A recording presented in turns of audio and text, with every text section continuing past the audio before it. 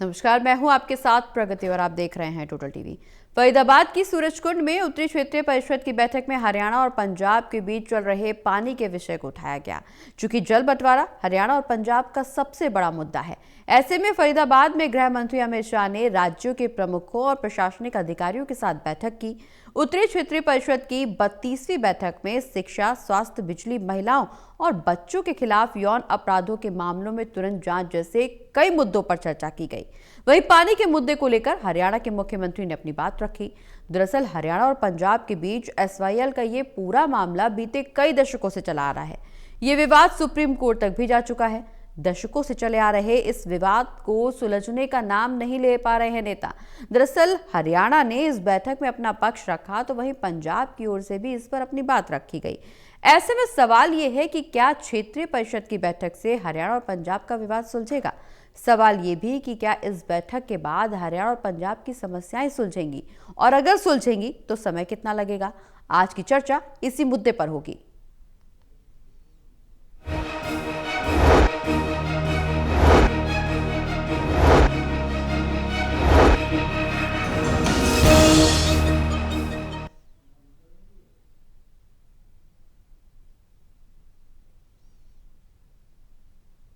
तो उत्तरी क्षेत्रीय परिषद की 32वीं बैठक में कई मुद्दों को उठाया तो गया, लेकिन ये मुद्दे हल कब होंगे, ये बड़ा सवाल बना हुआ है। आज की चर्चा को आगे बढ़ाएंगे। हमारे साथ पैनल में जुड़े हुए हैं associate editor Devendra Kathuria ji, associate editor doctor Mahesh Kumar ji और वरिष्ठ पत्रकार वीरेंद्र सोनी जी। आप सभी का बहुत बहुत स्वागत है। सभी के साथ चर्चा को आगे बढ़ाएंगे, लेकिन उससे पहले एक रिपोर्ट पर नजर डाल लेते हैं।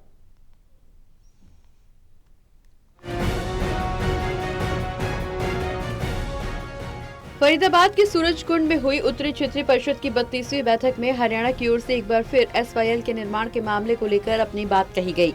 बैठक में सीएम सैनी ने अपने संबोधन में इस नहर के निर्माण को लेकर कई अहम बातें कही। मुख्यमंत्री ने बैठक में पानी के बंटवारे पर भी अपना पक्ष मजबूती से रखा। उन्होंने कहा कि हरियाणा लगातार दिल्ली को उसके हिस्से से ज्यादा पानी देता रहा है, जबकि एसवाईएल के न बनने से पंजाब से हरियाणा को पूरा पानी नहीं मिल रहा।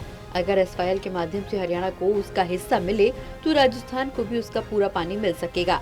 उन्होंने इस मुद्दे पर पंजाब से गुरुओं की महान परंपराओं को ध्यान में रखने का अनुरोध भी किया। हरियाणा और पंजाब के बीच एसवाईएल का ये पूरा मामला बीते कई दशकों से चला आ रहा है। ये विवाद सुप्रीम कोर्ट तक भी जा चुका है। कई दशक से चला आ रहा ये विवाद सुलझने का नाम ही नहीं ले रहा, जिससे हरियाणा को अतिरिक्त पानी नहीं मिल पा रहा। जहाँ हरियाणा ने इस बैठक में अपना पक्ष रखा, वहीं पंजाब की ओर से भी इस पर अपनी बात रखी गई। हरियाणा के मुख्यमंत्री नायब सिंह सैनी ने इस पूरी बैठक में विश्वविद्यालय से जुड़े मामलों को भी सामने रखा।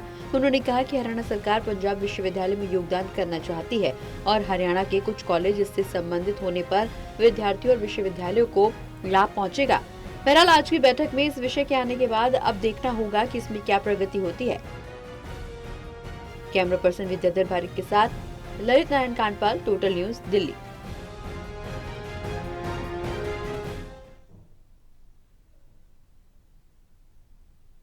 तो चर्चा की शुरुआत देवेंद्र जी आपसे। क्षेत्रीय परिषद की बैठक हुई, उसमें एसवाईएल के मुद्दे को प्रमुखता से उठाया गया, क्योंकि एसवाईएल का ये मुद्दा लंबे अरसे से चला आ रहा है। सुप्रीम कोर्ट तक ये मामला जा पहुंचा है, लेकिन दोनों राज्यों के बीच विवाद सुलझने का नाम नहीं ले रहा।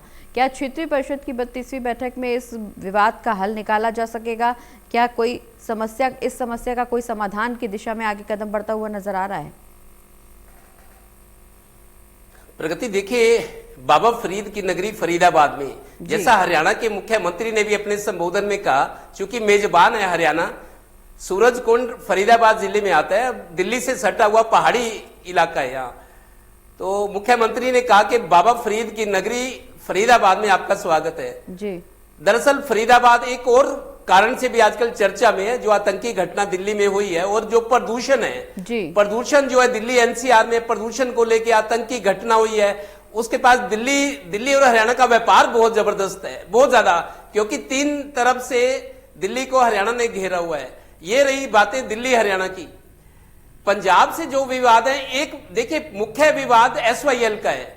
1981 में तत्कालीन प्रधानमंत्री इंदिरा गांधी ने पटियाला जिले के करपूरी गांव से एसवाईएल नहर की जब नींव रखी गई थी, इंदिरा गांधी तब प्रधानमंत्री थी 1981 में, उन्होंने कस्सी चलाकर नहर की खुदाई का शिलान्यास किया था, नींव रखी थी। 40 साल से ज्यादा हो गए, 44 साल हो गए। 1981 से शिलान्यास हुआ, आप देखिए 2025 हो गया है। देखिए एसवाईएल के पानी बंटवारा बड़ा इशू है। सुप्रीम कोर्ट में 2005 से ये केस है, उससे भी पहले 1-2 साल ओम प्रकाश चौटाला की सरकार होती थी।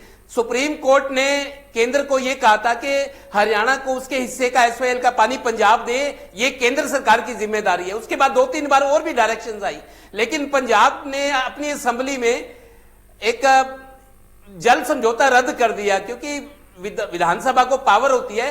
कैप्टन अमरिंदर सिंह के टाइम में उन्होंने विधानसभा बुला के कि हरियाणा को हम एसवाईएल का पानी नहीं दे सकते, हमारे पास अपना ही पानी नहीं है जी। जब समझौता हुआ था, राजीव लोंगोवाल समझौता या इंदिरा गांधी ने जब शिलान्यास किया था, तब हालात और थे, तब पानी बहुत होता था, आबादी कम थी, जरूरतें कम थी। अब तो जल स्रोत सूख गए हैं। पंजाब की ये दलीलें हैं। इसके अलावा चंडीगढ़ संयुक्त राजधानी हरियाणा पंजाब की, हाई कोर्ट संयुक्त है। हाई कोर्ट को भी अलग लेके मनोहर लाल जी के टाइम जब मुख्यमंत्री थे, अलग हाई कोर्ट बनाने की मांग थी। इसके अलावा विधानसभा का मसला है। विधानसभा में हरियाणा का 60-40 का हिस्सा है जी। यूनियन टेरिटरी है, चंडीगढ़ केंद्र संघ शासित शहर भी है जी। उस नाते पंजाब के गवर्नर जो यूटी चंडीगढ़ के एडमिनिस्ट्रेटर थे गुलाब चंद कटारिया, आज वो भी मौजूद थे। तो बहुत सारे मसले। पंजाब यूनिवर्सिटी में, चूंकि हरियाणा बनने से पहले पंजाब यूनिवर्सिटी थी, पंजाब में हरियाणा के लोग पंजाब यूनिवर्सिटी से जितने बड़े नेता हैं, जो अब वो विरुद्ध नेता है, वो पंजाब यूनिवर्सिटी में पढ़े हुए हैं। हरियाणा बाद में बना, तो पंजाब यूनिवर्सिटी में भी उसकी जो एफिलिएशन का होता है कि हमारे पंजाब यूनिवर्सिटी हरियाणा में भी उनका थोड़ा हिस्सा रहे। हरियाणा खर्चा देने को तैयार है यूनिवर्सिटी का है, लेकिन उससे ये फायदा होगा, पंजाब यूनिवर्सिटी का बहुत स्टैंडर्ड है उत्तर भारत में, जैसे दिल्ली यूनिवर्सिटी का है। तो हरियाणा के कॉलेजों को उनसे अगर जोड़ दिया जाए तो शिक्षा का स्तर और उसकी बेटरमेंट समझी जाएगी जी। तो कई मसले हैं। एसवाईएल का है, चंडीगढ़ राजधानी का एक जैसा है, हाई कोर्ट का है जी, पंजाब यूनिवर्सिटी का हो गया, विधानसभा का, तमाम सबसे ज्यादा विवाद मेरे को लगता है हरियाणा पंजाब के हैं। और जो आज ये उत्तर क्षेत्रीय परिषद की बैठक है, इसमें जम्मू कश्मीर, हिमाचल, हरियाणा, पंजाब, दिल्ली, राजस्थान जी, इनके मुख्यमंत्री और संघ शासित प्रदेशों के जो प्रशासक थे वो थे। उम्मीद करते हैं थोड़ी सी जो ये मसला अटका हुआ है, डेडलॉक गतिरोध बना हुआ है, क्योंकि अमित शाह बड़े नेता हैं और अमित शाह जी से या केंद्र सरकार से सर्वोच्च न्यायालय 2-3 बार कह चुका है कि केंद्र के हस्तक्षेप से ये मसला एसवाईएल तो कम से कम सुलझाया जाए, क्योंकि हरियाणा और पंजाब और दिल्ली, राजस्थान पानी की सबको कमी है जी। उनके हिस्से का पानी मिले, ये आज आवाज उठाई गई होगी। और मेरे को लगता है अमित शाह बड़े नेता हैं, गृह मंत्री हैं और प्रधानमंत्री के बाद पार्टी में दूसरे नंबर के नेता हैं। बिल्कुल उनको तक ये दलील अपील की गई है कि हरियाणा के बारे में सोचा जाए, हरियाणा पंजाब के विवादों का निपटारा हो जी। ठीक है महेश जी, जिस तरह से एसवाईएल के मुद्दे को उठाया गया, हालांकि कई ऐसे मुद्दे रहे जो इस बैठक में चर्चा का विषय रहे, लेकिन एसवाईएल एक ऐसा मुद्दा जो लंबे समय से हरियाणा और पंजाब के बीच विवाद का मुद्दा बना हुआ है, विवाद की वजह बना हुआ है। ऐसे में जहां सीएम सैनी ने अपना पक्ष रखा है एसवाईएल के मुद्दे पर, वहीं पंजाब के मुख्यमंत्री भगवंत मान ने भी अपना पक्ष रखा है। कहा यह जा रहा है कि लंबे समय से दिल्ली को भी हरियाणा की तरफ से उसके हक का पानी दिया जा रहा है, लेकिन हरियाणा को पंजाब की तरफ से अपने हक का पानी नहीं मिल रहा। अगर हरियाणा को पानी नहीं मिलेगा तो अन्य राज्य भी इससे प्रभावित होंगे। ऐसे में निष्कर्ष निकलना बेहद जरूरी हो जाता है।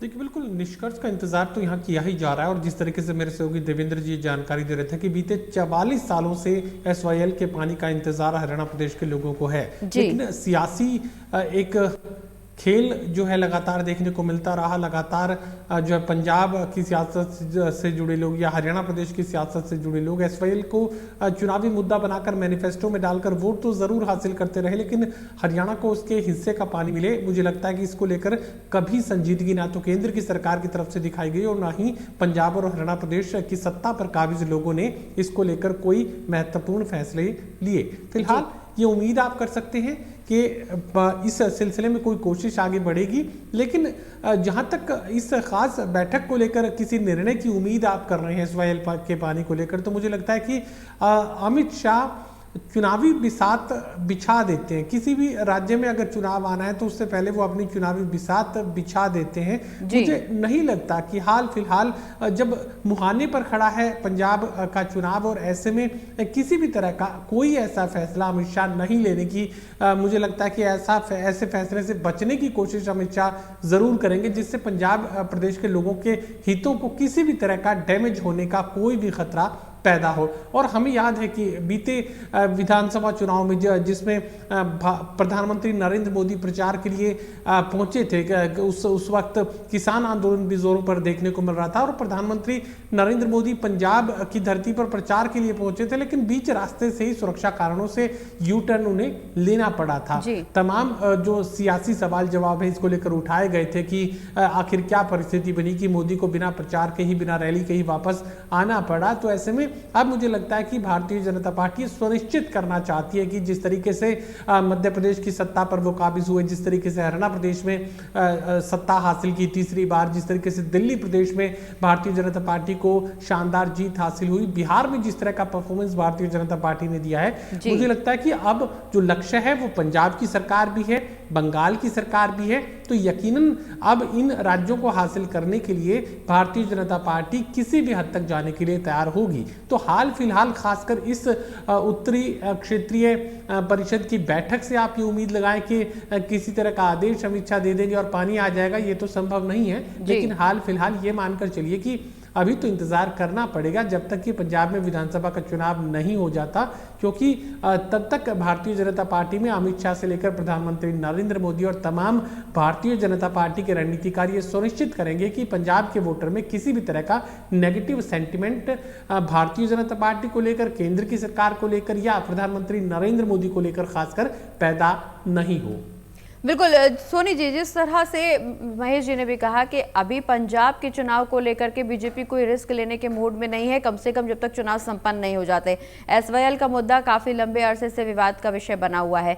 क्या इस जो उत्तरी क्षेत्रीय परिषद की बैठक है, इस बैठक में जो मुद्दा उठाया गया एसवाईएल का, या फिर जो पंजाब के मुख्यमंत्री और हरियाणा के मुख्यमंत्री के बीच इस मुद्दे को लेकर के बातचीत हुई, अपना अपना पक्ष रखा गया, क्या बीजेपी एक नींव रखने की कोशिश कर रही है इस बैठक के माध्यम से, एसवाईएल के मुद्दे के माध्यम से पंजाब चुनाव को लेकर के? देखिए, उत्तर क्षेत्रीय परिषद की बैठकें पहले भी होती हैं, फरीदाबाद में भी पहले हुई है, लेकिन ये कोई ठोस निष्कर्ष या कोई ऐसा ठोस प्रस्ताव कोई आया हो, अभी तक तो ऐसा संभव नहीं हुआ। जितनी भी बैठकें हुई हैं, चाहे परस्पर राज्यों के हितों के मुद्दों पर होती हैं ये बैठकें, लेकिन कोई भी ठोस हल नहीं निकला। हाँ, साझा रणनीति बनाने पर अवश्य विचार होता है। तो इसकी बैठक के अंदर तो एक तो मात्र क्योंकि एक परंपरा बनी हुई है, तो उस परंपरा के अनुसार ये बैठक होती है, लेकिन ये बैठक कोई ठोस हल निकाल सकेगी इसमें तो कोई संदेह ही है कि इसमें कोई ऐसा आसार नजर नहीं आते। इस पर सभी राज्य अपना अपना पक्ष रखते हैं और केंद्रीय गृह मंत्री उनकी बातें सुनते हैं। इसके अलावा ये इस बैठक में और कोई भी हमें संभावना नजर नहीं आती। आतंकवाद के मुद्दे पर भी चर्चा होगी, जो अपराध बढ़ रहे हैं महिलाओं पर, बच्चों के प्रति जो अपराध बढ़ रहे हैं उन पर चर्चा हो रही है। तो जो मतलब राज्यों के साझा मुद्दे हैं उन पर चर्चा हो रही है। सभी राज्य अपना अपना पक्ष रखते हैं, लेकिन कोई ठोस हल निकलता है ऐसा आज तक दिखाई दिया नहीं है। जहाँ तक एसवाईएल का बात है, देखो वो सुप्रीम कोर्ट में भी मामला है। जब अभी तक केंद्र सरकार कोई पहल नहीं कर सकी, जब केंद्र की पूरी मशीनरी जो है कोई स्वीकार्य हल नहीं निकाल सकी, तो ऐसे में केंद्रीय गृह मंत्री एकमात्र कैसे हल निकालेंगे। और ये बात निश्चित है कि अगले जब पंजाब में चुनाव होंगे तो पंजाब में चुनाव भारतीय जनता पार्टी के लिए इस बार जो है काफी चुनौतीपूर्ण है और भारतीय जनता पार्टी पूरी तैयारी कर रही है। और हरियाणा के मुख्यमंत्री भी पंजाब में अभी तरन उपचुनाव में प्रचार के लिए गए थे, अगले पंजाब के जब विधानसभा चुनाव होंगे तब भी जाएंगे। तो ऐसे में तो वो पंजाब के वहां जाकर, पंजाब की धरती पर जाकर पंजाब के खिलाफ कैसे बोल सकते हैं जी। और पंजाब भारतीय जनता पार्टी के अध्यक्ष हैं, वो अपना स्टैंड लेते हैं, तो हरियाणा भारतीय जनता पार्टी अपना स्टैंड लेती है। तो दो राज्य हैं, चाहे भारतीय जनता पार्टी केंद्र में सत्तारूढ़ दल है, तो पंजाब का जो यूनिट है उसकी अपनी बाध्यताएं हैं, हरियाणा इकाई की अपनी बाध्यताएं हैं। तो वहां के हिसाब से, वहां के अनुकूल वातावरण के हिसाब से उनको उस पक्ष से उस ढंग की बात करनी पड़ती है, उसका पक्ष रखना पड़ता है। ऐसे में जब इतने वर्षों तक हल नहीं निकला, जब 11 वर्ष तो भारतीय जनता पार्टी को भी होगी, केंद्र में भी सत्तारूढ़ दल है, हरियाणा में भी है, तो ऐसे में भारतीय जनता पार्टी कोई हल नहीं निकाल सकी। तो अब कोई ऐसा निकट भविष्य में कोई करिश्मा होगा, ऐसा तो हल है नहीं। और देखिए जो चंडीगढ़ का राजधानी का मुद्दा है वो भी जो का क्यों है जी। और अब तो जो है मांगे बढ़ती जा रही है। हरियाणा ने पंजाब विश्वविद्यालय में जो एफिलिएशन मांगा है, कुछ हरियाणा के जो कॉलेज जो साथ लगते हैं, अम्बाला के, पंचकूला के, तो उनको भी पंजाब विश्वविद्यालय से जोड़ा जाए, एक तरह का मुद्दा है। तो हर राज्य अपनी बात रखता है और जो पंजाब है वो हिमाचल और राजस्थान को बीबीएमबी में उनको हिस्सा देने का विरोध कर रहा है। जो कर्मचारी है उनके वहां के ना रखे जाए, वो अपना अधिकार चाहता है। तो इसलिए हर राज्य अपना अपना पक्ष रखता है, लेकिन इससे कोई स्वीकार्य हल निकले ऐसा कोई आसार आज तक तो हुआ नहीं। हाँ, ये कि अगर परस्पर बैठकर कुछ मुद्दों पर चर्चा करते हैं, जैसे अपराध है, आतंकवाद है, कानून व्यवस्था की स्थिति है, ऐसे मुद्दों पर चर्चा होती है, आपस में विचारों का आदान प्रदान होता है जी। लेकिन जो दूसरे राज्यों के गंभीर मुद्दे हैं, उन मुद्दों का आज तक कोई हल नहीं निकला और ना ही उत्तर क्षेत्रीय परिषद उस बैठक का, उस जो है समस्याओं का, उन विवादों का कोई हल निकाल सकती है। बिल्कुल कथुरिया जी, जिस तरह से हल अभी तक नहीं निकला, लंबे अरसे से आपने भी जिक्र किया कि काफ़ी लंबा समय जो एसवाईएल के मुद्दे को लेकर के लड़ाई जारी है, दोनों राज्यों के बीच अपने अपने राज्यों के मुख्यमंत्री अपनी अपनी बात, अपना अपना पक्ष जरूर रखते हैं। कई दौर की बैठकें भी हो चुकी है, लेकिन अभी तक कोई समाधान की दिशा में कोई कदम आगे नहीं बढ़ाया गया। तो ऐसे में इस बैठक के बाद किस तरह से उम्मीद लगाई जा सकती है कि इस बैठक के बाद समाधान की दिशा में कोई कदम बढ़ाया जाएगा, और अगर कोई समाधान की दिशा में कदम नहीं बढ़ाया जा रहा है तो ये मुद्दा कब तक ऐसे ही आगे बढ़ता रहेगा? देखिए प्रगति, जो मुद्दे हैं, जो गंभीर मुद्दे हैं, उनको एड्रेस करने जैसी बात है। इस प्लेटफॉर्म से केंद्र सरकार के ध्यान में लानी है कि एसवाईएल वाला मुद्दा है, हरियाणा का अलग हाई कोर्ट होना चाहिए, विधानसभा के लिए अलग से जगह होनी चाहिए जिसका पंजाब विरोध कर रहा है। तो लेकिन मेरे को एक चीज लगता है, एक तो आंतरिक सुरक्षा जो है, देखिए जम्मू कश्मीर पाकिस्तान से लगता हुआ है, वहां काफी आतंकवादी घटनाएं होती है। पंजाब की सीमा भी पाकिस्तान से लगती है और पाकिस्तान से जैसे हमारे रिश्ते चल रहे हैं, तो आंतरिक सुरक्षा भी जरूरी है। इसके अलावा जीएसटी कलेक्शन जो होता है, जीएसटी कलेक्शन केंद्र सरकार करती है, राज्य सरकार करती है, लेकिन रिफंड मिलता है उनको, हर राज्य को उनकी कलेक्शन कितनी है, उनकी जरूरतें कितनी है, और केंद्र सरकार जीएसटी का जो फंड है, क्योंकि पैसे के बिना कोई काम नहीं चलते। इसके अलावा जो अलग अलग सरकारों के जो प्रोजेक्ट्स होते हैं बड़े, जिससे केंद्र सरकार से मंजूरी मिलती है, खासतौर पर एनवायरनमेंट वाले जो इश्यूज होते हैं, इंटरनल सिक्योरिटी वाले इश्यूज हैं, जीएसटी का रिफंड है या कोई और प्रोजेक्ट्स जो केंद्र से संबंधित है, जहां केंद्र की अप्रूवल्स होती है, राज्य वो भी चाहते हैं कि हमें स्पीड अप किया जाए। जो प्रोजेक्ट्स है, पर्यावरण की मंजूरी मिलती है, बड़े प्रोजेक्ट्स के लिए आजकल पर्यावरण मंजूरी जरूरी हो गई है, केंद्र सरकार देती है, जीएसटी कलेक्शन है, आंतरिक सुरक्षा का मुद्दा है, बेरोजगारी है, आयुष्मान के तहत प्रधानमंत्री आयुष्मान के तहत जो हेल्थ स्कीम्स हैं उसका पैसा देरी से मिलता है, डॉक्टर हड़ताल करते हैं, हरियाणा में भी हुई थी। इस तरह के जो चीजें हैं, मेरे को लगता है और चीजें भी उठाई जाएंगी ताकि राज्य सरकार को केंद्र की तरफ से जो वित्तीय सहायता है समय पर मिलती रहे, जो अप्रूवल्स है वो मिलती रहे, और नए प्रोजेक्ट्स जो है उनकी क्लियरेंस के लिए जाता है वहां हरी झंडी मिलती रहे।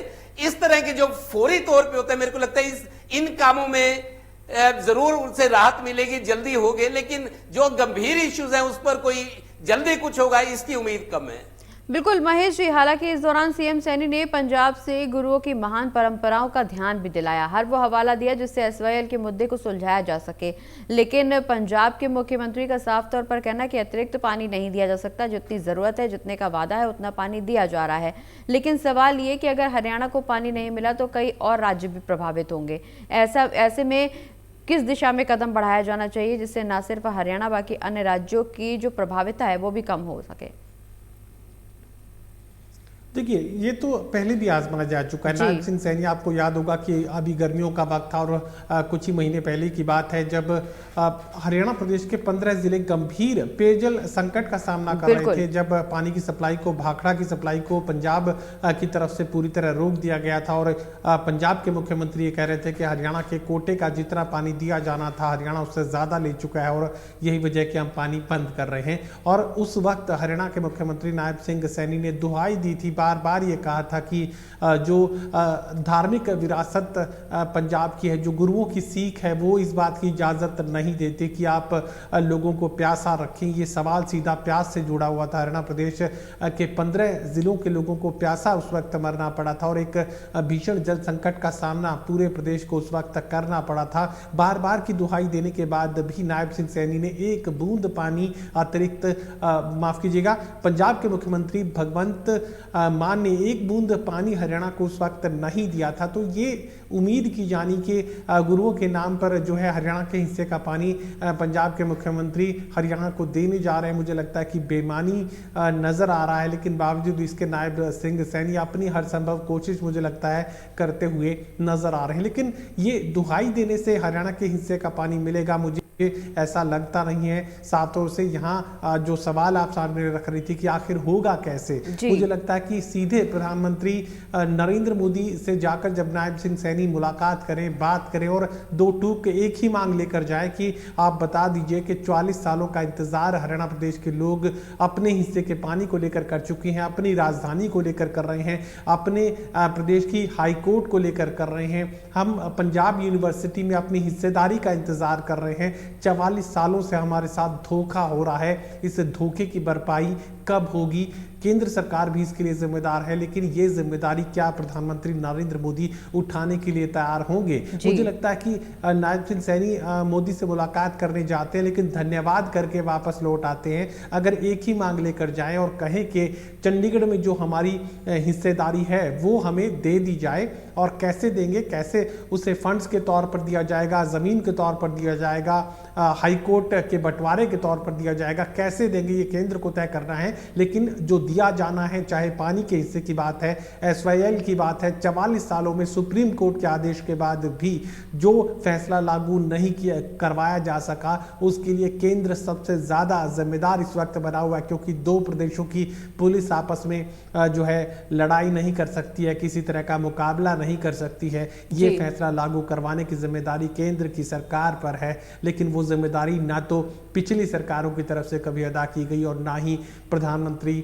नरेंद्र मोदी इस भूमिका को निभाने के लिए तैयार नजर आ रहे हैं। नायब सिंह सैनी जब धन्यवाद की मुद्रा को छोड़कर अपने हक की बात करने लगेंगे, मुझे लगता है कि तभी यह संभव है कि पंजाब से हरियाणा के हिस्से का पानी हरियाणा को दिलवाया जाए। बिल्कुल सोनी जी, हालांकि इसमें प्रधानमंत्री नरेंद्र मोदी के हस्तक्षेप की जरूरत है, लेकिन सुप्रीम कोर्ट भी SYL के मुद्दे पर हस्तक्षेप कर चुका है, लेकिन नतीजा कोई भी नहीं निकला, निष्कर्ष की दिशा में कोई कदम नहीं उठाया गया। ऐसे में क्या दिशा, किस कदम को उठाया जाए, केंद्र सरकार की तरफ से क्या कदम उठाया जाए, प्रधानमंत्री नरेंद्र मोदी की तरफ से क्या कदम उठाया जाए जो इस मुद्दे को सुलझाया जा सके। लेकिन अगर प्रधानमंत्री या केंद्र सरकार की तरफ से कोई कदम उठाया जाएगा तो निश्चित रूप से विपक्ष एक बार फिर हमलावर होगा, क्योंकि केंद्र और हरियाणा में सरकार बीजेपी की।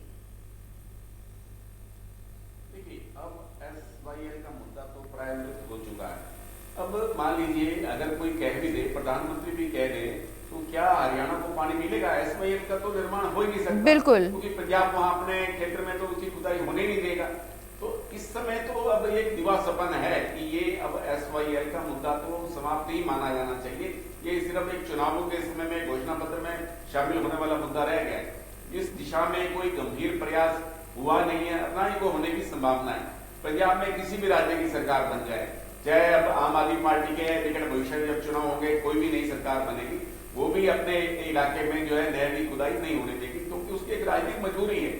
और हरियाणा के लिए ये है कि हरियाणा पानी की मांग कर रहा है, बार बार कर रहा है, हरियाणा को उसके हिस्से का पानी नहीं मिल रहा, पंजाब कह रहा है उसको उसके पास पानी नहीं है, उसके अपने पानी पूरा नहीं हो पा रहा, वो हरियाणा को कैसे देगा? तो ये मुद्दा तो स्थायी मुद्दा रहने वाला है, इसका कोई हल निकलेगा ये तो कोई संभावना नजर आती ही नहीं है। तो ऐसे में केंद्र क्या पहल कर सकता है, केंद्र हरियाणा की क्षतिपूर्ति कैसे कर सकता है, हरियाणा को किस तरह से मदद दी जा सकती है, इस पर पहल करने की आवश्यकता है, इस पर सोचने की आवश्यकता है। अब हरियाणा को उसकी राजधानी भी चाहिए, अलग हाईकोर्ट भी चाहिए, इन मुद्दों पर कभी गंभीरता से विचार विमर्श हुआ ही नहीं है। ये मुद्दा लटकाए रखना चाहते हैं, पहले भी कांग्रेस सरकार ने लटकाया और अब भी लटका हुआ है। इसका कोई हल निकलेगा ऐसा कोई आसार नजर नहीं आती, क्योंकि राजनीतिक मजबूरी है। अब पंजाब में सीमावर्ती राज्य है, इसलिए कानून व्यवस्था का प्रश्न भी है। अब वहां जब चुनाव होंगे तो ये मामला और गंभीर हो जाएगा। तो भारतीय जनता पार्टी इस पर काफी संभावनाएं पंजाब में देख रही है। तो ऐसे में भारतीय जनता पार्टी इस संवेदनशील मुद्दे को ऐसे बंद ही रखना चाहेगी, इस मुद्दे को छेड़ना नहीं चाहेगी, जिससे पंजाब में उसकी राजनीतिक संभावनाओं पर प्रश्न चिन्ह लगे। बिल्कुल निश्चित रूप से, चूंकि उत्तर क्षेत्रीय परिषद की बैठक में हरियाणा और पंजाब के बीच चल रहे पानी के विवाद को प्रमुखता से उठाया जरूर गया, लेकिन किस दिशा में ये विवाद आगे बढ़ेगा और किस दिशा में इसका निष्कर्ष निकाला जाएगा, ये अभी भी बड़ा सवाल बना हुआ है। बहुत बहुत शुक्रिया आप सभी का चर्चा में शामिल होने के लिए।